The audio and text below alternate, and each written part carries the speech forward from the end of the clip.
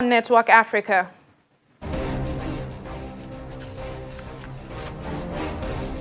Sudan's government hold talks with U.S. representatives in the United Arab Emirates to negotiate terms of removal from America's terror list. Côte d'Ivoire's opposition leader Henry Konan Bédié calls for a civil disobedience campaign to scuttle President Alassane Ouattara's third-term bid. Plus, wildlife officials in Botswana say toxins in water killed over 300 elephants in the country.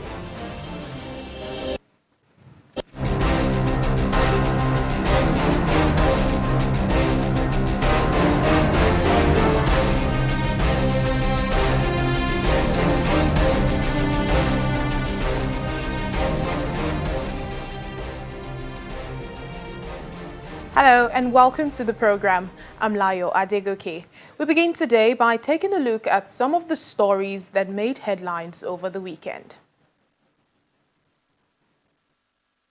The Ethiopian government has charged 24 people, including a prominent opposition figure, Jawa Mohammed, with terrorism.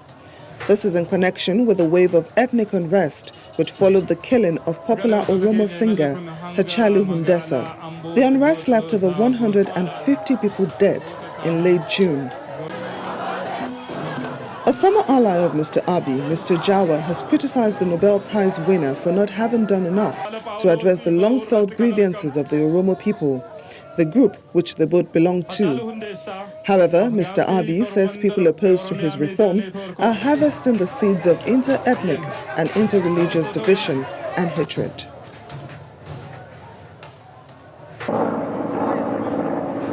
Away from Ethiopia, the police in France have arrested a former presidential guard from the Central African Republic for alleged war crimes and crimes against humanity. Eric Danboy Bagali, who was taken to Paris after his arrest in eastern France, is accused of leading a group of largely Christian militias which carried out revenge killings after the CAR's president was ousted in 2013. Thousands of people died in the violence that followed. Finally, the World Health Organization says the number of coronavirus infections in Africa has been dropping for weeks. In a recently published report, the WHO notes that there have been a 14% decrease in the number of confirmed cases of COVID-19 in the African region compared to the last reporting period.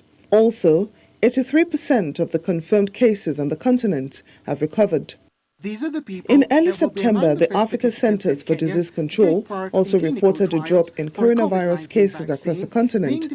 However, scientists warn that it might be too early to celebrate. They believe the true scale of the pandemic may be hidden because of inadequate testing.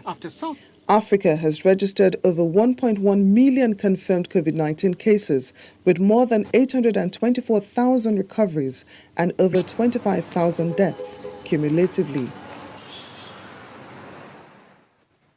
To some of our main stories now, latest reports from Ethiopia say opposition politician Jawa Mohammed has announced that he is proud to be charged with terrorism for the second time in his life. He made this known at a court appearance in the capital Addis Ababa following his arrest in July after the killing of popular singer Hachalu Hundessa by unknown gunmen. It is the most high-profile political case since Prime Minister Abiy Ahmed took office in 2018. During his appearance, Mr. Jawa also accused the ruling party of arresting opponents ahead of landmark elections that were due this year but have now been postponed till next year. Mr. Jawa has been charged with 23 others under anti-terrorism laws, as well as legislation related to telecom fraud and the possession of firearms. Well, let's get more on this story from the VOA's Naba Mohideen, who joins us now live from Khartoum. Thank you, Naba, for speaking to us on the program. Thank you. Well, tell us, what more can you say about the talks between Sudanese and U.S. officials that's holding currently in the United Arab Emirates? Actually, the talks came suddenly. There is not a lot of statements about it, but Mr. Burhan, General Abdel Fattah al-Burhan, recited the talks with Mr. Nasruddin Abdel the Justice Minister of Sudan. The talks are discussing normalization with Israel, U.S. support of the 3 years of transition, and also the delegate is asking for 3 years aid for Sudan in order to recover its overwhelmed economy. It's also part of regional discussions about all the Arab areas. It's not only about Sudan and Sudan part of it. So what role exactly is the United Arab Emirates playing in these talks, as it is the host of this meeting? Yes, actually, UAE is only hosting these talks because it presides the negotiations between Israel and Arab countries to normalize with Israel. So UAE is leading the efforts to normalize. So the talks took place in UAE, not in any Arab country. And in normalizing these relations with Israel, do you have any idea how other Arab nations are reacting to this? Actually, most of Arab countries has already normalized with Israel in the past century. There is only few countries, including Sudan and Saudi Arabia. UAE itself and Bahrain has normalized in this year in August and early July. So right now there is few Arab countries left. Sudan and Saudi are the key countries in normalizing due to its a special location in Sudan in Africa as an Arab Muslim African country, and Saudi as it's a Muslim country and it's a religious country. All right, let's look at Sudan's request now to the U.S. to be removed from their terrorism list. The country is scheduled to hold elections, in 2022 at the end of the transitional period. Could this in any way delay Sudan's removal from the list? Actually, no, it's not delaying anything. And Sudan right now and before is asking for the U.S. support for the transitional period, because if the transitional period failed and didn't last for 3 years, it will definitely affect the democracy and elections will not be held at any point. So it's not delaying it, it's actually supporting it. And U.S. support of Sudan and the relief of that which is demanded by Sudanese delegation in UAE right now, is actually supporting the transitional period and the democratic change in the country. Another thing is right now the elections is expected to be extended, not in 2022. It shall be extended once the comprehensive peace agreement is fully signed. So another 3 years will be counted since the last signature or sign up of the peace agreement. All right, then, Naba Mohideen, VOA's correspondent in Khartoum, thank you so much for speaking to us on Network Africa. Thank you. Moving on, in West Africa, Côte d'Ivoire's opposition leader and former president Henry Konan Bédié has called for a civil disobedience campaign to stop President Alassane Ouattara's bid for a third term in office in next month's elections. This comes as the presidential candidate declares that the opposition parties are united to protect the stability of the nation. At least 10 people were killed since riots broke out last month after Mr. Ouattara declared he would run again following the sudden death of his hand-picked successor, Amadou Gon Coulibaly. The election is seen as a major test of the stability of the West African state since a disputed election led to civil war 10 years ago.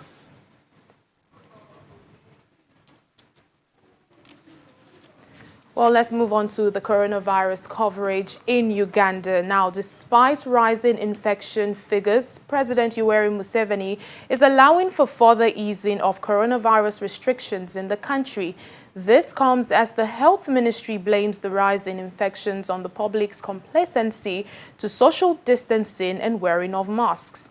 Mr. Museveni adds that the country cannot remain under restrictions indefinitely, especially as its economy has been severely weakened by the pandemic. Therefore, international borders will be reopened for tourists, while returning Ugandan citizens who have tested negative for COVID-19 will be allowed to self-isolate at home. However, a ban on public gathering and a nighttime curfew will still remain in force. In the meantime, the Archbishop of Juba in South Sudan, Stephen Martin, is warning that Catholic churches in the country may have to close again if COVID-19 cases continue to increase. Catholic churches across the country reopened on Sunday for the first time in 6 months, but under strict safety measures. President Salva Kiir and senior government officials were among worshippers who attended Mass in Juba. That's the nation's capital. Mosques and other Christian churches reopened 2 weeks ago after the government task force on COVID-19 lifted restrictions. However, the Archbishop says the Catholic Church waited for permission from the Vatican before resuming its Mass. And for sports lovers in Ghana, President Nana Akufo-Addo has lifted a ban on contact sports, including football. The Ghanaian Premier League and the Division 1 League are expected to resume on October 30th. However, all players, technical teams and management staff of clubs will be tested regularly for COVID-19. Spectators will be allowed to fill only 25% of the seating capacity in match venues, and wearing of masks is also mandatory. President Akufo-Addo says the decision was based on the drastic decrease of COVID-19 active cases and the need for national teams to prepare for international competitions. Ghana currently has 507 active COVID-19 cases and has confirmed nearly 300 deaths.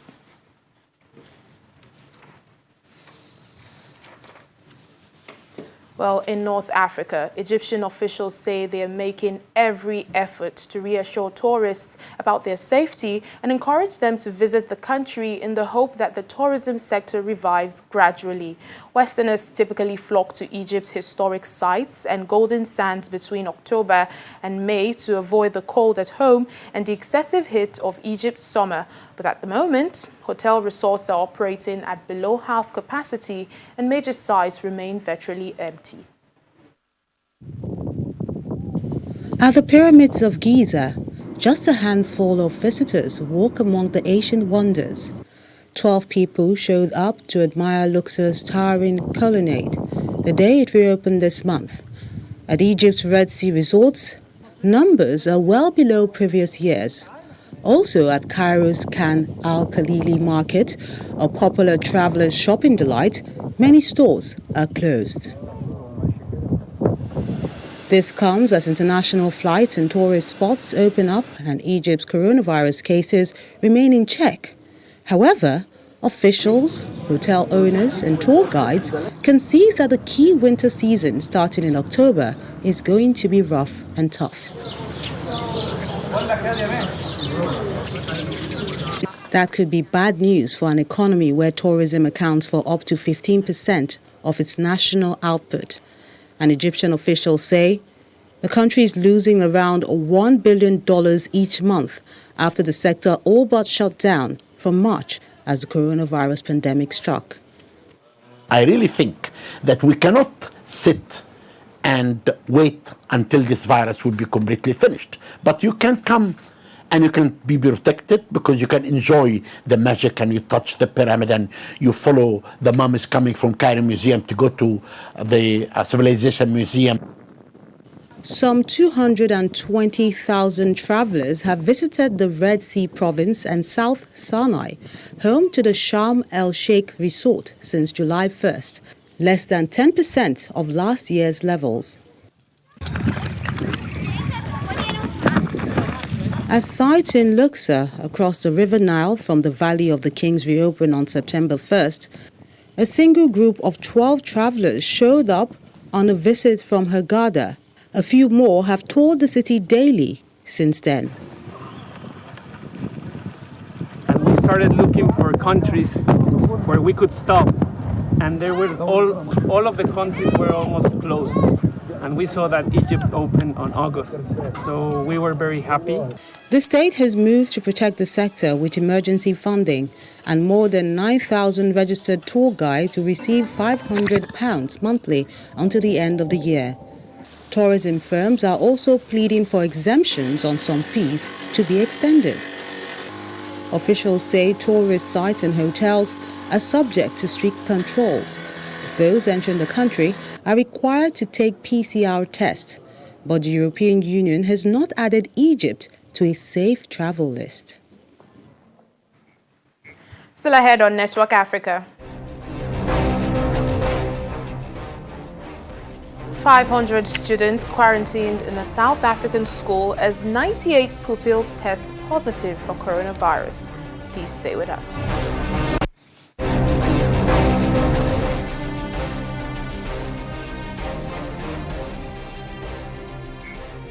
Welcome back to the program. 500 children have been quarantined after a COVID-19 outbreak at their school in South Africa's Eastern Cape province. Government officials say the mass outbreak could have dire consequences for the community, as pupils who tested positive have been in contact with their friends and families.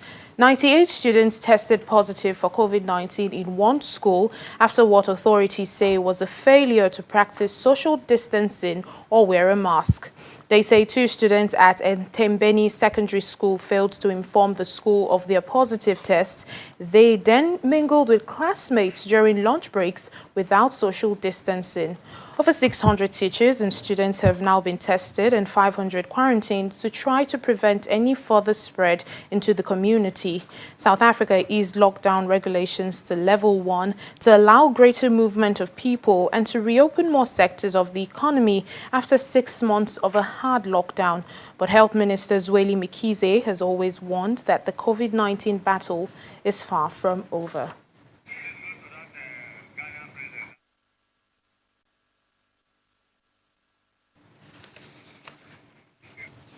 Well, over the weekend, Ghanaian President Nana Akufo-Addo was in the Nigerian capital Abuja on Sunday night for a meeting with President Muhammadu Buhari of Nigeria. While some have speculated this has to do with the recent trader crisis in Ghana, President Akufo-Addo said his visit is rather personal. Thank you very much. Mr. President, this has been very nice. Thank you very much. You know the finance minister. How are you? Mr. Fuerte. When are you going to visit President Buhari this Sunday evening, and what are the takeaways? I'm here to, as you know, I've just been recently elected chairman of the community, so I'm coming to see the people at the headquarters. But I felt I should come and visit President Buhari for us to talk about matters of mutual concern. So it's an informal visit. And he was good enough to invite me to dinner. So those matters of mutual concern? We will be talking. Well, Elton Brobe, Joy News TV correspondent, joins us now on the program for more on this. Thank you, Elton, for speaking to us. So what more can you tell us about the purpose of President Akufo-Addo's visit?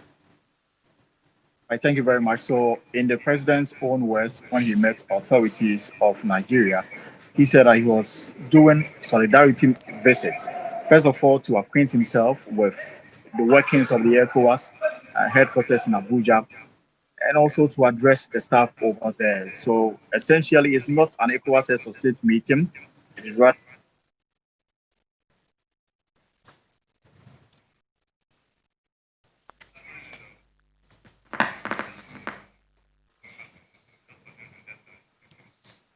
It appears we have some audio issues with connecting with Elton, but still in South Africa, we'll move on to South Africa. Nigeria's Consul General in South Africa, Mr. Godwin Adama, is appealing to all Nigerians in the country to unite in order to collectively tackle obstacles they face in their host country.